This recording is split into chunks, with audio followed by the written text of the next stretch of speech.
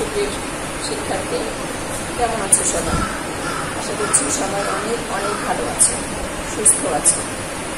যেহেতু তোমাদের স্কুলে আসা হচ্ছে না, পড়াশোনা বাইরে হচ্ছে না, ঘরে বসেই পড়াশোনা করার আয়োজন, সেই জন্যই তোমাদের জন্যই তোমাদের লেখাপড়াতে যেন কোনো ব্যাঘাত না ঘটে, তোমাদের জন্যই আমাদের পিজিসি আয়োজিত অনলাইন ক্লাসগুলো। আমরা আশা করব তোমরা অনলাইন ক্লাসগুলো সবাই অবশ্যই দেখার চেষ্টা করবে এবং সেই অনুযায়ী নিজেদের পাঠগুলো শেষ করবে। ধন্যবাদ সবাইকে। আজকে দেখো আমি তোমাদের জন্য বাংলার আরেকটা ক্লাস নিয়ে এসেছি। আজকে শিশু শ্রেণীর বাংলা একটা ক্লাস নিয়ে এসেছি। দেখো সবাই দেখতে বুঝতে পারবে আজকে আমি কি করাচ্ছি তোমাদের। আজকে শব্দ গঠন করাচ্ছি, সাথে সাথে স্বরচিহ্নগুলো, যদিও তোমরা হয়তো অনেকেই জানো, তারপর আমি আজকে আরেকবার একটু তোমাদের শব্দ গঠন কি থেকে করাচ্ছি। আজকে আমি শব্দ গঠন করাচ্ছি অ থেকে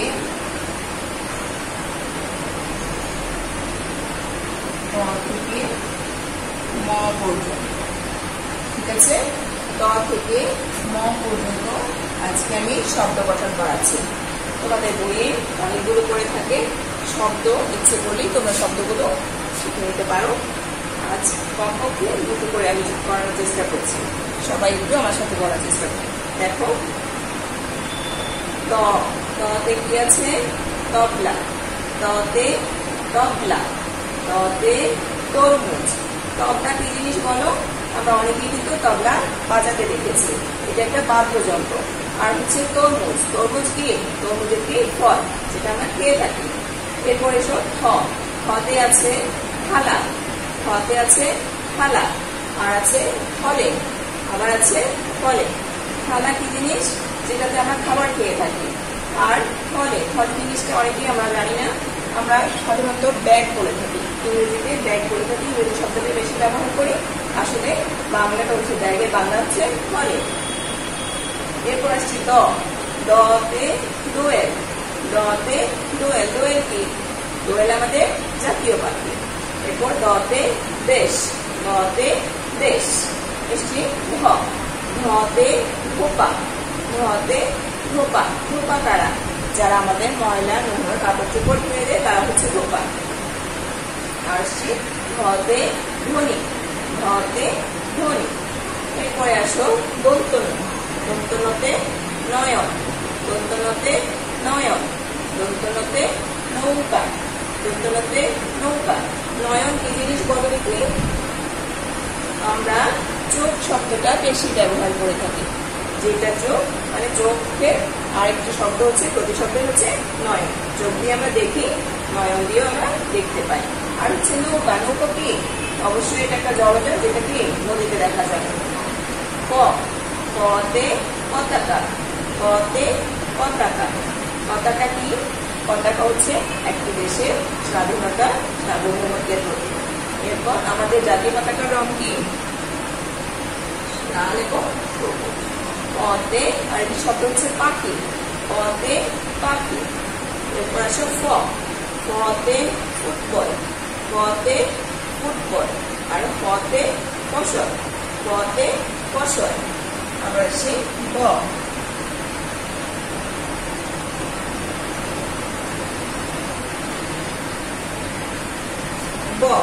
বতে আছে কি? বতে বাংলা। বতে বাংলা। বাংলা আমাদের মাতৃভাষা। এরপর বতে বাঘ। বতে বাঘ। বাঘ দেখেছো সবাই? আমাকে একটু শুনতেই ভয় করছে। এসো ঘতে ভোর। ঘতে ভোর। আমরা কখন ঘুম থেকে উঠি? আমরা ভোরে ঘুম থেকে উঠি। আর হচ্ছে ঘতে ভাষা। ঘতে ভাষা। ভাষা কি? আমরা যে কথা বলছি, আমাদের মনের ভাব প্রকাশ করার বাহন হচ্ছে ভাষা। মতে ময়ূর। মতে ময়ূর। ময়ূর কি? ময়ূর একটি পাখি। এটা আমরা অনেকেই আমরা ময়ূর চিনি। আরেকটা হচ্ছে মতে মরিচ। মতে মরিচ।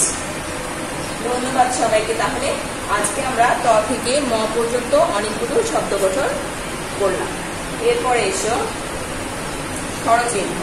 এরপরে আসছি স্বরচিহ্ন। আমরা বলো দেখি স্বরচিহ্ন কি? স্বরচিহ্ন বুঝতে হলে আমাকে প্রথমে স্বরবর্ণ যেতে হবে। বাংলা ভাষার বর্ণগুলিকে প্রধানত দুই ভাগে ভাগ করা হয়েছে। বাংলা বর্ণগুলিকে দুই ভাগে ভাগ করা হয়েছে। এক হচ্ছে স্বরবর্ণ আর এক হচ্ছে ব্যঞ্জন বর্ণ। স্বরবর্ণ কি? যে বর্ণগুলো অন্য বর্ণের সাহায্য ছাড়া নিজে নিজেই উচ্চারিত হতে পারে সেগুলোই স্বরবর্ণ। এখন স্বরবর্ণ কয়টি? স্বরবর্ণ হচ্ছে মোট 11টি। স্বরবর্ণ 11টি। 11টির মধ্যে সবগুলো বর্ণ। আর স্বরচিহ্ন কি? স্বরচিহ্ন হচ্ছে স্বরবর্ণের সংক্ষিপ্ত রূপ। স্বরবর্ণের সংক্ষিপ্ত রূপ যখন আমি পুরো বর্ণটা লিখছি না, সেটাকে সংক্ষেপে লিখছি, ওটাই হচ্ছে স্বরচিহ্ন। তার মানে স্বরচিহ্ন হচ্ছে স্বরবর্ণের সংক্ষিপ্ত রূপকে স্বরচিহ্ন বলা হচ্ছে। যেমন ধরো, এখন আয়ের জায়গায় আমি কোনো শব্দের পাশে আটা না লিখে তখন আমি শুধুমাত্র আকার দিয়ে দিলে আমার আয়ের উচ্চারণটা এসে যাবে। ধরে নাও আমি কলা লিখছি, কলা। এখানে আমি ক লিখেছি, ল লিখেছি, লয়ের পরে আ শব্দটা না লিখে আমি শুধুমাত্র লয়ের পাশে একটা আকার, লয়ের পেছনে একটা আকার লাগিয়ে দিলে এটা ল আকার হয়ে যাবে, কলা। সেরকম বাংলা স্বরবর্ণের সংক্ষিপ্ত রূপকে আমরা কি করছি? স্বরচিহ্ন বলছি। এখন বর্ণমালা হচ্ছে, বাংলা স্বরবর্ণ হচ্ছে 11টি, কিন্তু আমার চিহ্ন আছে, গুনে দেখো সবাই, 10টি। চিহ্ন আছে কয়টি? 10টি। এখন বলো কেন 10টি হলো? কারণ বাংলা স্বরবর্ণের প্রথম বর্ণ অ, সেটা দিয়ে কোনো স্বরচিহ্ন হয় না, অ দিয়ে কোনো স্বরচিহ্ন হয় না। আর বাকি যে 10টা আছে সবগুলো দিয়ে একটি একটু করে স্বরচিহ্ন হয়। তাই জন্যই স্বরচিহ্ন মোট কয়টি পেলাম? 10টি পেলাম। আচ্ছা, ঠিক আছে, এসো আমরা এবারে স্বরচিহ্নগুলো একবার করার চেষ্টা করি। আ সমান আকার, আ সমান আকার। আকার কোথায় থাকে? বর্ণের পেছনে থাকে। বৃষ্টি রস্বই, রস্বই সমান রস্বইকার, রস্বই সমান রস্বইকার। এরপরে সবার দীর্ঘই, দীর্ঘই সমান দীর্ঘইকার, দীর্ঘই সমান দীর্ঘইকার। রস্যউ সমান রস্য উকার।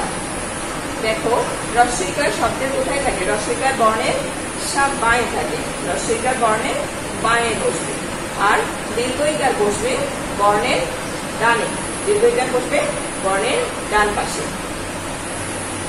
রস্যু সমান রস্য উকার, রস্যউ সমান রস্য উকার। রস্য উকার কোথায় বসবে? অবশ্যই বর্ণের নিচে বসবে। যেমন কয়ের নিচে যদি আমরা একটা রস্যকার দিয়ে দিই তাহলে তার উচ্চারণ হয়ে যাবে কি?